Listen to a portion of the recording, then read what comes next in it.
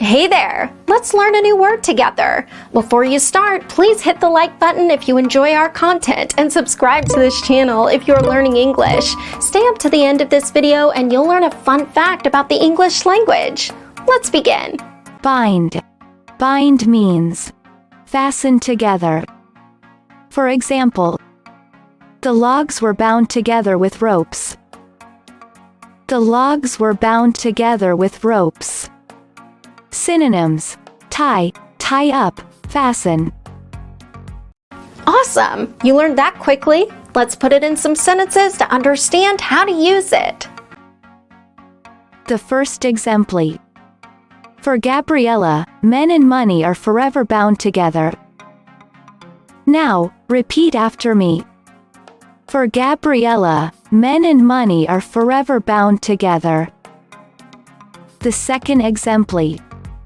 Religion and art are tightly bound together, interpenetrating each other. Now, repeat after me. Religion and art are tightly bound together, interpenetrating each other. The third exemplar. She was bound from head to foot, her mouth gagged. Now, repeat after me. She was bound from head to foot, her mouth gagged. Now let's learn an interesting fact about the English language. The word bookkeeper, along with its associate bookkeeping, is the only unhyphenated English word with 3 consecutive double letters. Other such words, like sweet-toothed, require a hyphen to be readily readable.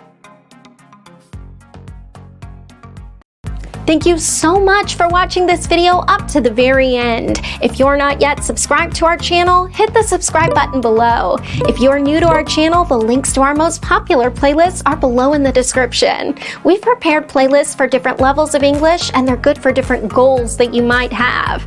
Maybe you want to take an exam, or maybe you want to improve your fluency. So check them out and see you very soon. Bye-bye.